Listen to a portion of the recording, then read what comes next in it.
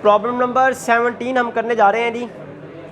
कल हमने problem number 16 की थी, आज प्रॉब्लम नंबर 17 है। मिस आमना फलक के टैक्स पर्टिकुलर्स हमें गिवन है, इनकम के पर्टिकुलर्स गिवन है, उसकी टैक्सेबिलिटी हमने फाइंड आउट करनी है। सबसे पहले हमारे पास बेसिक सैलरी है 10,50,000, बेसिक सैलरी 10,50,000 फुली टैक्सेबल है।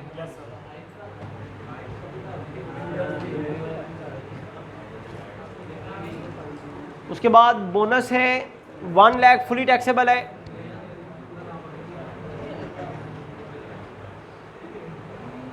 बोनस 1 लाख फुली टैक्सेबल है। बोनस के बाद ओवर टाइम पेमेंट है 60,000 फुली टैक्सेबल है।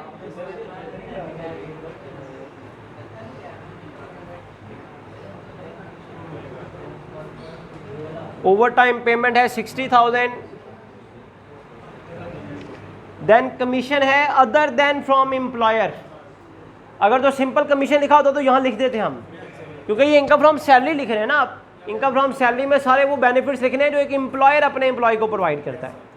तो ये अदर देन एम्प्लॉयर का मतलब है ये एम्प्लॉयर प्रोवाइड नहीं कर रहा ना। अगर एम्प्लॉयर प्रोवाइड नहीं कर रहा तो ये बेनिफिट यहाँ पर नहीं लिखा जाएगा। इनकम फ्रॉम सैलरी में सिर्फ वही बेनिफिट्स लिखे जाते हैं जो एक एम्प्लॉयर अपने एम्प्लॉय को प्रोवाइड करता है। तो ये यहाँ पर नहीं लिखा जाएगा, इसको मार्क कर लें, ये अदर सोर्सेज में जाएगा। और वैसे भी ये एफटीआर की इनकम है और इस पर 12% टैक्स है। उसके बाद है leave fare assistance. Leave fare assistance fully taxable है।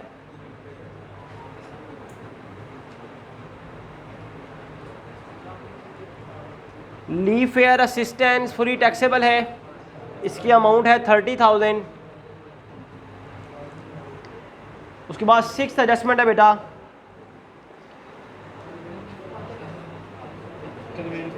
Conveyance provided by the employer for personal use.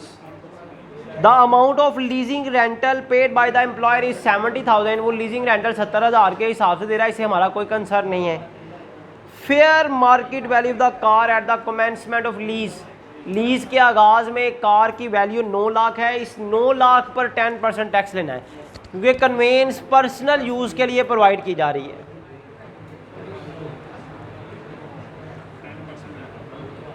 Convince provided for personal use, conveyance personal use के लिए प्रोवाइड की जा रही है। 9 लाख की कन्वेंस है, क्योंकि पर्सनल बेनिफिट है तो 10% लेंगे और टैक्सेबल हो जाएगा 90,000। कन्वेंस के बाद नेक्स्ट है जी free electricity provided by the employer, fully taxable है।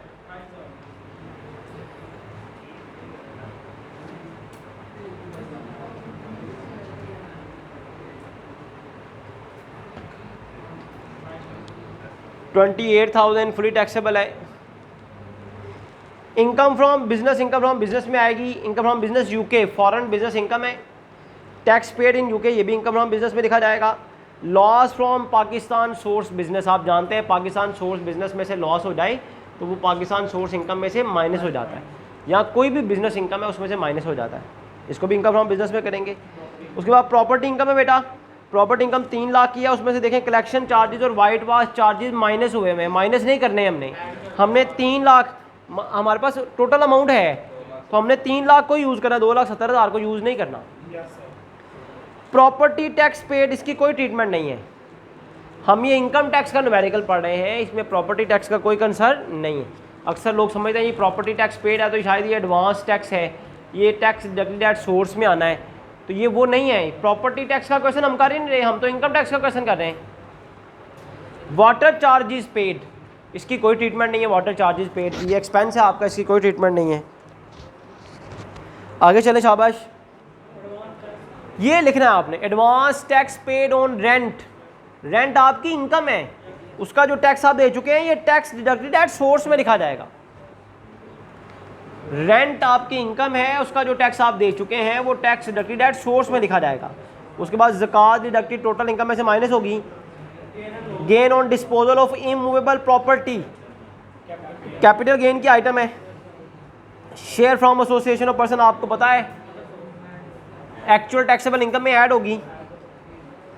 Income tax refund, income tax refund आपकी इनकम नहीं है, इसकी कोई ट्रीटमेंट नहीं है। Disposal of bonus of private company, private company के शेयर्स को बेचकर गेन हुआ है, holding period up to 1 year है, holding period up to 1 year होगा तो ये फुली टैक्सेबल है। Holding period more than 1 year होगा तो ये 25% एग्जाम्प्ट होता है, 1 मंथ ईयर तक ये फुली टैक्सेबल है। प्राइवेट कंपनी के शेयर्स को बेचकर जो गेन हुआ है आपको, ये कैपिटल गेन की बहरहाल आइटम है। Tax deducted at source from salary, आप जानते हैं 8वें स्टेप में आएगा टैक्स डिडक्टेड एट सोर्स में। Gain on sale of shares of listed company, listed company के शेयर्स को बेचकर गेन हुआ है, एक्वायर्ड आफ्टर 1 जुलाई 2019, तो इस पर 15% टैक्स होगा। ये भी सेपरेट ब्लॉक में आएगा। Expenditure incurred by employer on employ training, expenditure incurred on employ training,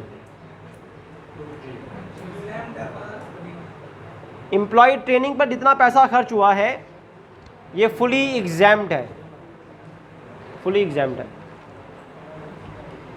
उसके बाद आगे चले, 19th आइटम है furniture having fair market value of 2 lakh for 1,50,000। 2 lakh वाला फर्नीचर कंपनी ने आपको 1.5 लाख में दे दिया है, तो आपको 50,000 का बेनिफिट हो गया।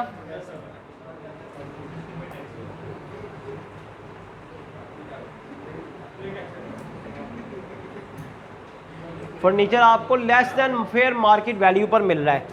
2 लाख का फर्नीचर 1,50,000 में मिल रहा है, तो जितना बेनिफिट होगा ये टैक्सेबल हो जाए, 50,000 टैक्सेबल हो जाए। उसके बाद लिखा हुआ है अमाउंट क्लेम फॉर रिबेट, उसमें है जी mark up on loan obtain for acquisition of residential house, इस पर एवरेज रिलीफ मिलेगी।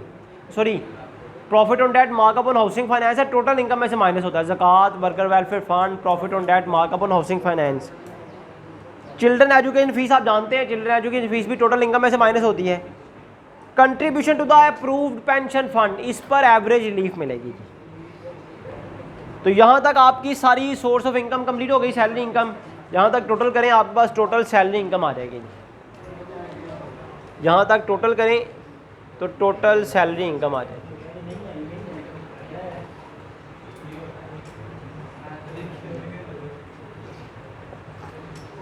यहाँ तक टोटल करें कितना आ जाएगा, 14 लाख। ये टोटल सैलरी इनकम आ गई। सैलरी इनकम के बाद आपने हेडिंग देनी है इनकम फ्रॉम प्रॉपर्टी की।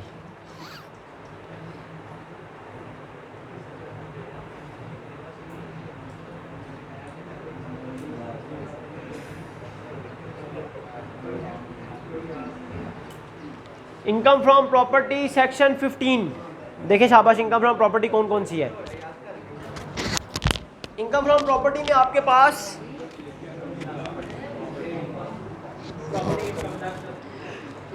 इनकम फ्रॉम प्रॉपर्टी में देखें जी, आपके पास प्रॉपर्टी इनकम 3 लाख की गिवन है, प्रॉपर्टी इनकम 3 लाख की गिवन है।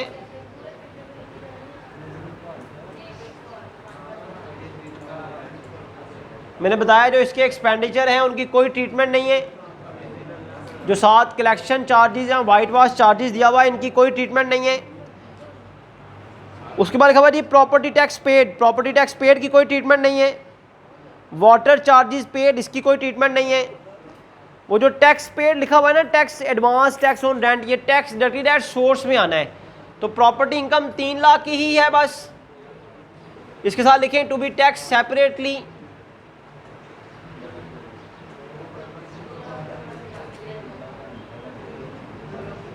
वाटर चार्जेस पेड की कोई ट्रीटमेंट नहीं है, कलेक्शन चार्जेस की कोई ट्रीटमेंट नहीं है, प्रॉपर्टी टैक्स पेड की कोई ट्रीटमेंट नहीं है। हमने ग्रॉस इनकम लिखनी होती है, प्रॉपर्टी इनकम ग्रॉस, जिसमें से कोई एक्सपेंडिचर माइनस ना हुआ हो। इंडिविजुअल और एसोसिएशन और पर्सन के लिए कंपल्शन है। तो यहाँ पर आपकी प्रॉपर्टी इनकम 3 लाख रुपए आ गई बेटा। प्रॉपर्टी इनकम के बाद नेक्स्ट हेडिंग किसकी देनी है, इनकम फ्रॉम बिजनेस।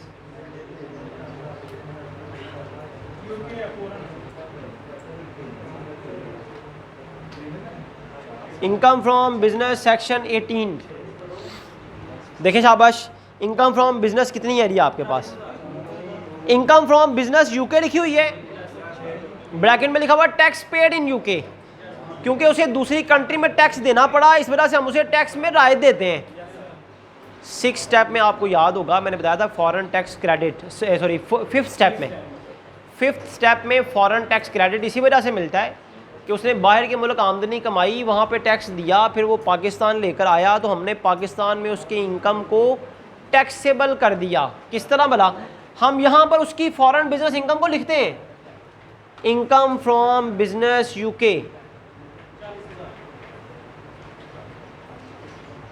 हम यहाँ पर उसकी इनकम को 40,000 को टैक्सेबल कर देते हैं, इसे टोटल इनकम में ऐड कर देते हैं। जब टोटल इनकम में ऐड हो जाती है तो ये टैक्सेबल हो जाती है। मैंने इसको इनर कॉलम में क्यों लिखा हुआ है, आगे देखें क्या लिखा हुआ है बोला, loss from Pakistan source business. जितना भी लॉस होगा पाकिस्तान सोर्स बिजनेस में से वो इनकम फ्रॉम बिजनेस में से माइनस हो जाएगा, चाहे वो फॉरेन बिजनेस इनकम में क्यों ना हो। फॉरेन बिजनेस का लॉस होगा ना तो उसकी कोई ट्रीटमेंट नहीं है, पहले मैं समझा चुका हूँ फॉर्मेट में। फॉरेन बिजनेस से लॉस हो गया तो कोई ट्रीटमेंट नहीं है, लेकिन पाकिस्तान में किसी बिजनेस से लॉस हो गया तो आपकी जितनी भी इनकम है ना, बाकी बिजनेस इनकम, उनमें से वो माइनस करने की इजाज़त है। तो लेस करें loss from Pakistan source business, कितना है जी? 10,000। 40,000 इनकम थी, उसमें से 30,000 पाकिस्तान बिजनेस का लॉस माइनस कर दिया, तो फॉरेन बिजनेस इनकम हमने टैक्सेबल कर दी 30,000। देखिए हम इसे टैक्सेबल इनकम में ऐड कर रहे हैं ना, तो हम इसको टैक्सेबल कर रहे हैं, हालांकि वो बाहर के मुल्क भी टैक्स लेकर आया था। पाकिस्तान में भी हम उसकी इनकम को बिजनेस इनकम में ऐड कर रहे हैं, तो इसका मतलब है हम पाकिस्तान में भी उस पर टैक्स लगा रहे हैं। इनकम फ्रॉम बिजनेस में देखिए और तो कोई चीज़ नहीं है। उसके बाद हेडिंग देनी है जी कैपिटल गेन्स की, सेक्शन 37 कैपिटल गेन सेक्शन 37। जिन जिन चीज़ों को मार्क किया हुआ उनमें देखिए कैपिटल गेन की इनकम कौन कौन सी है। सबसे पहला जी gain on disposal of immovable property.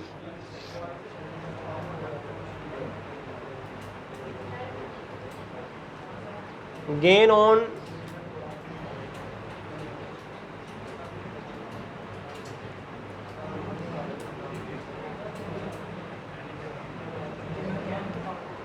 Disposal of immovable property, और इसका होल्डिंग पीरियड देखें लेस देन 1 ईयर है। इस पर फुली टैक्सेबल होगा ये, और 5% टैक्स है to be tax separately. To be taxed कितनी अमाउंट है इसकी भला? टू बी टैक्स सेपरेटली 70,000 की अमाउंट है, सेपरेटली टैक्स लगेगा। इसका होल्डिंग पीरियड क्योंकि लेस देन 1 ईयर है तो ये फुली टैक्सेबल होगा। शेयर फ्रॉम ईओपी है, उसके बाद इनकम टैक्स रिफंड है, फिर disposal of bonus of private company.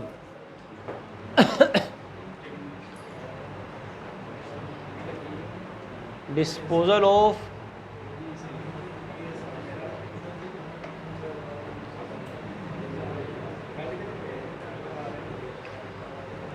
Private company के बोनस शेयर्स को बेचकर आपको रकम वसूल हुई है। बोनस शेयर्स को बेचना, ये जितनी भी इनकम होती है सारी की सारी टैक्सेबल होगी, क्योंकि होल्डिंग पीरियड इसका अप टू 1 ईयर है। अगर मोर देन 1 ईयर होता तो 25% एग्जाम्प्ट होता, तो ये फुली टैक्सेबल है। कितनी अमाउंट है जी?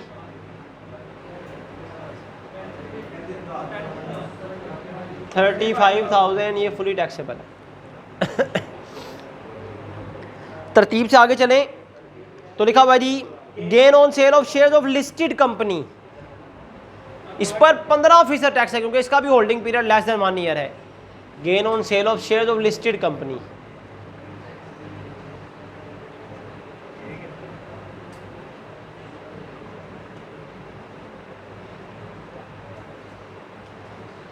कितना गेन है जी? 50,000। इसके साथ भी लिखें टू बी टैक्स्ड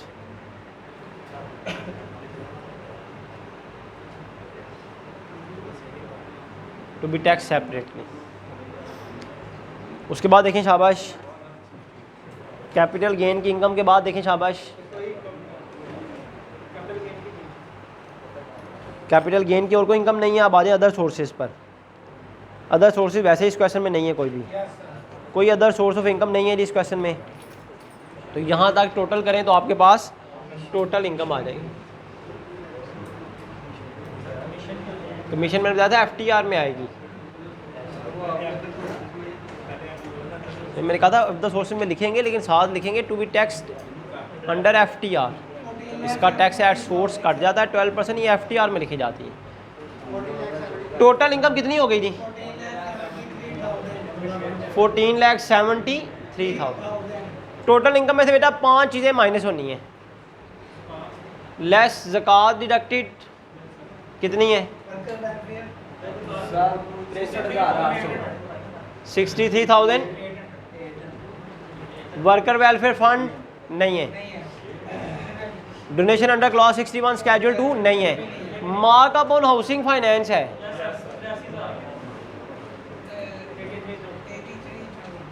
घर बनाने के लिए कर्जा लें, घर बनाने के लिए, रेनोवेशन के लिए नहीं, तो उस पर जितना मार्कअप देते हैं ना आप, वो मार्कअप जो है वो टोटल इनकम में से माइनस हो जाता है।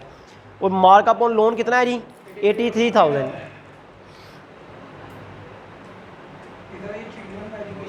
उसके बाद चिल्ड्रन एजुकेशन फीस भी यहाँ पर अलाउड होगी, क्योंकि इनकम 15 लाख से कम है, चिल्ड्रन एजुकेशन फी भी अलाउड होगी। चिल्ड्रन एजुकेशन फ़ी का रूल क्या है जी? 3 अमाउंट कैलकुलेट करनी है।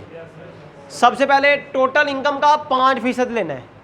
टोटल इनकम है जी 14,73,000, इसका 5% लें, इसका 5% लें जी। 14,73,000 का 5% लें,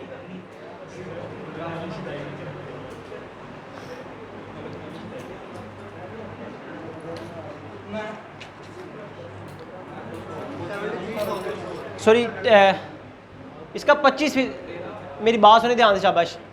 जितनी चिल्ड्रन एजुकेशन फीस है उसका 5% लेना है। कितनी चिल्ड्रन एजुकेशन फीस है? 1,80,000 का 5% लेना है, 9,000 आएगा। टोटल इनकम का 25% लेना है, 14,73,000 का 25% लेंगे तो कितना आएगा? 3 लाख। और तीसरा क्या करना है? नंबर ऑफ चिल्ड्रन देखिए दिए हुए हैं आपको, नंबर ऑफ चिल्ड्रन 3 है, उसको मल्टीप्लाई करें 60,000 के साथ, तो ये तीनों अमाउंट कैलकुलेट करनी है। इन तीनों में से जो सबसे कम होगी वो आपको रिलीफ मिलेगी। और आप देखिएगा ये 100% क्वेश्चन में ऐसा ही होना है कि जो चिल्ड्रन एजुकेशन फीस आपने पे की होती है ना, उसका 5% लेना, तो वही सबसे कम होता है। तो 5% लेकर ये आपने लेस कर देना। ठीक हो गया जी?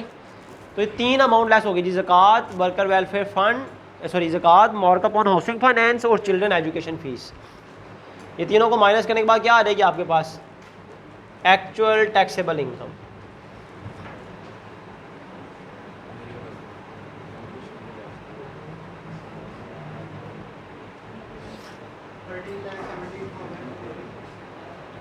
$13,17,200 ये आ गई actual taxable income. Actual taxable income आने के बाद इसमें ऐड करना है शेयर फ्रॉम ईओपी, और इस क्वेश्चन में शेयर फ्रॉम ईओपी भी है।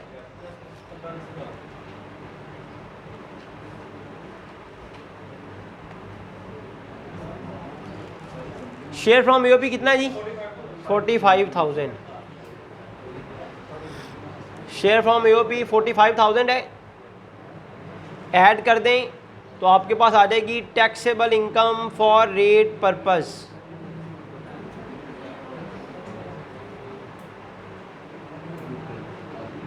बताएं शाबाश, taxable income for rate purpose कितनी आएगी?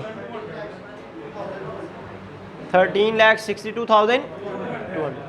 बेटा जब taxable income for rate purpose आ जाए तो डबल लाइन लगा देनी है, इसके बाद इसमें कोई अमाउंट प्लस या माइनस नहीं होगी। अब आपका फर्स्ट स्टेप यहां से शुरू हो जाएगा, इस पर टैक्स कैलकुलेशन शुरू कर दें जी।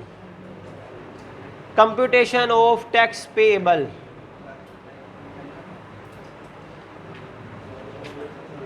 On taxable income for rate purpose.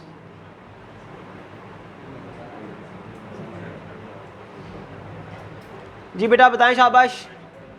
ये 13,62,200 कौन सी स्लैब में आ रहा है? 13,62,200 कौन सी स्लैब में आ रहा है जी? थर्ड स्लैब में। थर्ड स्लैब की क्या रेंज है जी?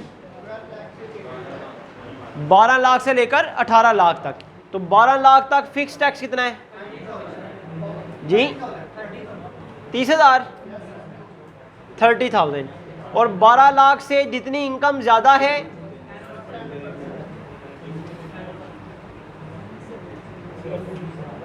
1,62,200 उस पर 20% सॉरी 10%, इनका 10% लेंगे तो आएगा 16,220। तो रेट पर्पस वाला टैक्स कितना आ जाएगा? 46,220। ये आ जाएगा रेट पर्पस वाला टैक्स। 46,220 रेट पर्पस वाला टैक्स आ गया। आप क्या करना है? अब एक्चुअल टैक्स फाइंड आउट करना है।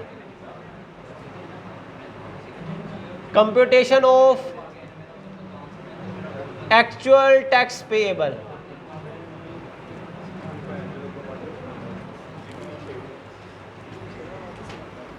Computation of actual tax payable. Actual tax payable calculate करने का क्या तरीका है जी? रेट पर्पस वाले टैक्स को डिवाइड करें रेट पर्पस वाली इनकम के साथ। रेट पर्पस का टैक्स है 46,220, इसको डिवाइड करें रेट पर्पस वाली इनकम के साथ, तो ये 1 रुपये का टैक्स आ जाएगा। आपने एक्चुअल टैक्स निकालना है तो इसे मल्टीप्लाई कर दें एक्चुअल टैक्सेबल इनकम के साथ। एक्चुअल टैक्सेबल इनकम कितनी है? 13,17,200। तो आपके पास एक्चुअल टैक्स पेएबल आ जाएगा।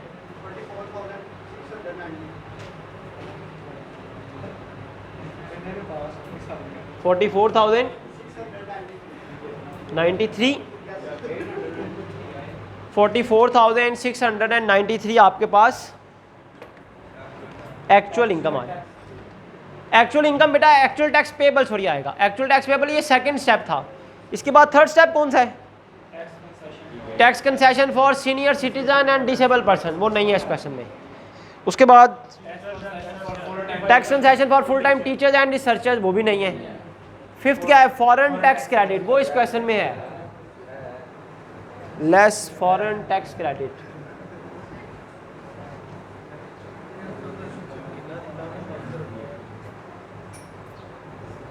फॉरेन टैक्स क्रेडिट निकालने का तरीका ये है, सबसे पहले आप बताएं भी उसने बाहर के मुल्क कितना टैक्स पे किया?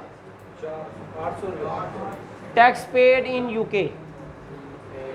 अब हमने ये देखना है टैक्स चार्ज इन पाकिस्तान, उस पर बाहर के मुल्क टैक्स लगाया गया 800। हमने ये कैलकुलेट करना है पाकिस्तान में उस पर कितना टैक्स लगाया गया। इधर व्हाइट बोर्ड पे ध्यान रखिएगा, पाकिस्तान में उस पर कितना टैक्स लगाया गया। ये कैलकुलेट करने का तरीका वही इकाई का फॉर्मूला है जो आप रेट पर्पस वाले टैक्स को एक्चुअल टैक्स में बदलने के लिए अप्लाई करते हैं, या एवरेज रिलीफ में जिसको अप्लाई करते हैं। बात जरा फॉलो कीजिएगा। पाकिस्तान में उस पर कितना टैक्स? पाकिस्तान में उस पर टोटल टैक्स लगाया गया 44,693। ये अब तक पाकिस्तान में उस पर टैक्स लगाया गया। ये जो टैक्स पाकिस्तान में उस पर लगाया गया ना, ये उसकी टोटल इनकम का टैक्स है 13,17,200। इस 13,17,200 में ये 30,000 फॉरेन बिजनेस का टैक्स भी शामिल है। तो हमने क्या करना है? 1 रुपये का टैक्स निकाल लें, उसको 30,000 से मल्टीप्लाई करें, 30,000 का टैक्स आ जाएगा। हमने उसकी फॉरेन बिजनेस इनकम थी ना 40,000, उसमें से 10,000 माइनस करके उसकी फॉरेन बिजनेस इनकम लिखी है 30,000। इसका मतलब है हमने उसका टैक्स लगाया है 30,000 पर। तो 30,000 का टैक्स निकाल लेते हैं हम। 30,000 का टैक्स निकालने का क्या तरीका है? जो टैक्स है आपका अब तक 44,693 टैक्स है, ये कौन सी इनकम का टैक्स है? एक्चुअल टैक्सेबल इनकम का। एक्चुअल टैक्सेबल इनकम है 13,17,200। अब हमें चाहिए 1 रुपये का टैक्स आ जाएगा। हमें चाहिए उस पर कितना फॉरेन बिजनेस इनकम पर टैक्स लगा, तो इसको डिवाइड करने से 1 रुपये का टैक्स आ जाएगा। 30,000 से मल्टीप्लाई करेंगे, 30,000 का टैक्स आ जाएगा। 30,000 का टैक्स कितना होगा? 1,000। दोनों में से जो रकम कम होगी वो उसे रिलीफ दे दें। 800 और 1018 में से 800 कम है, 800 टैक्स कंसेशन दे दें। तो ये आपके पास ग्रॉस टैक्स पेबल आ जाए। फिफ्थ स्टेप आ जाएगा ग्रॉस टैक्स पेबल। कितना आ गया बेटा?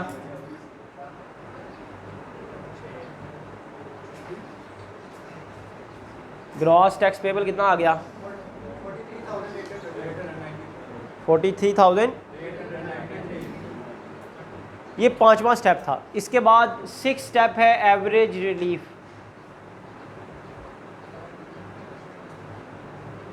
एवरेज रिलीफ के लिए पहले ये देखना पड़ेगा रिलीफ देनी किस किस पर है।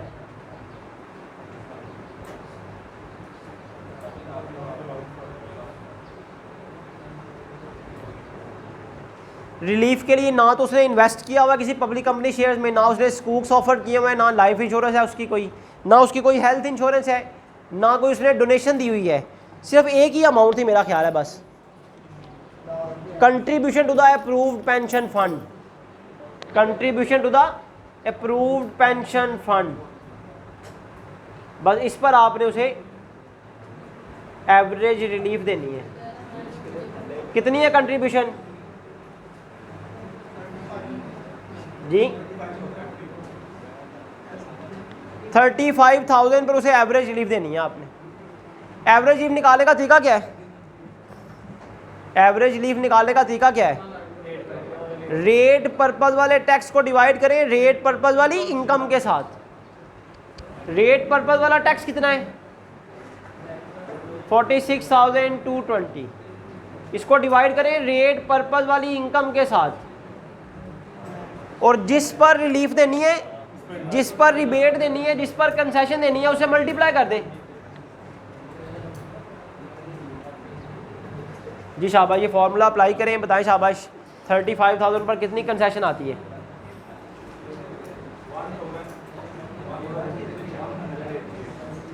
$1,088।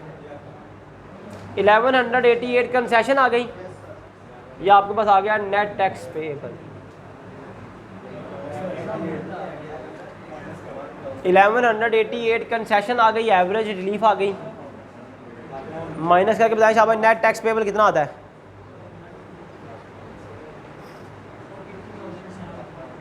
$42,705 नेट टैक्स पेएबल आ गई। ये 6 स्टेप था। 7 स्टेप है add tax on separate block. Add tax on separate block. Separate block के बारे में पहले भी मैं कई दफ़ा बता चुका हूँ। इसमें 3 चीज़ें आती हैं सेपरेट ब्लॉक में। प्रॉपर्टी इनकम सबसे पहले, टैक्स ऑन प्रॉपर्टी इनकम। बताएं प्रॉपर्टी इनकम कितनी है? प्रॉपर्टी इनकम बेटा 3 लाख। 2 लाख तक प्रॉपर्टी इनकम एग्जैम्प्ट है, बाकी बची 1 लाख। 1 लाख पर 5% टैक्स आएगा जी, 5,000। पहली चीज तो ये लिखनी है। दूसरी इसमें ऐड होनी है जी कैपिटल गेन की इनकम। कैपिटल गेन में देखें कौन कौन सी इनकम है। सबसे पहले gain on disposal of immovable property. Gain on disposal of immovable property, इसका होल्डिंग पीरियड कितना था भला? लेस देन 1 ईयर ना, तो ये फुली टैक्सेबल है। फुली टैक्सेबल का मतलब है 70,000 रुपये पर 5% टैक्सेबल होगा, 3,500। उसके बाद gain on sale of share of listed company. Gain on sale of listed company, इसका होल्डिंग पीरियड भी लेस देन 1 ईयर है ना। वैसे भी 2030 जून 2016 के बाद जितना भी गेन होगा उस पर 15% टैक्स है, तो ये 15% टैक्स होगा रही 50,000 पर, 7,500 टैक्स हो गया। तो सेपरेट ब्लॉक में ये 3 टैक्स हो गए जी, 2 प्रॉपर्टी के और 2 कैपिटल गेन के। इसके अलावा आता है गोल्डन हैंडशेक, वो इस क्वेश्चन में नहीं है। तो यहां तक आपके पास टोटल नेट टैक्स पेबल आ जाएगा।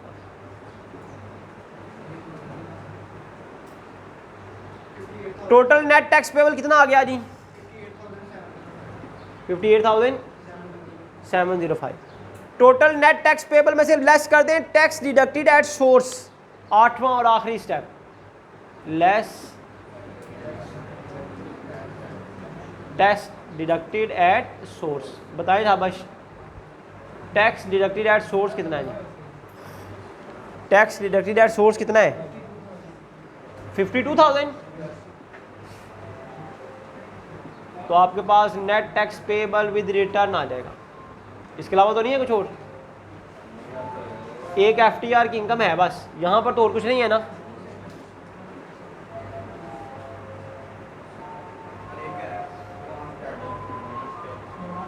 एडवांस टैक्स ऑन रेंट बिल्कुल है, वो भी माइनस होना है। 52,000 भी माइनस होना है और एडवांस टैक्स ऑन रेंट भी माइनस होना है। Advance tax on rent, rent का जो एडवांस टैक्स है ये भी इनकम टैक्स है। कितना है ये? 5,000। ये भी माइनस होगा तो कितना आ जाएगा? 1705 net tax payable with return. उसके बाद tax under FTR,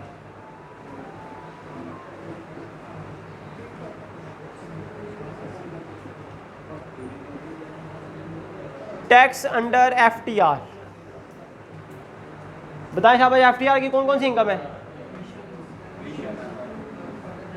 commission received other than from employer,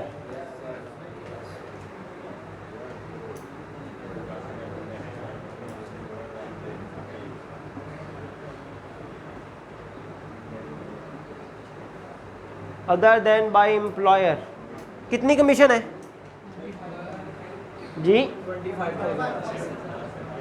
25,000। इस पर कितना टैक्स है? 12%। कितना आ गया जी? तो 3,000 आपका एफटीआर का टैक्स आ जाएगा।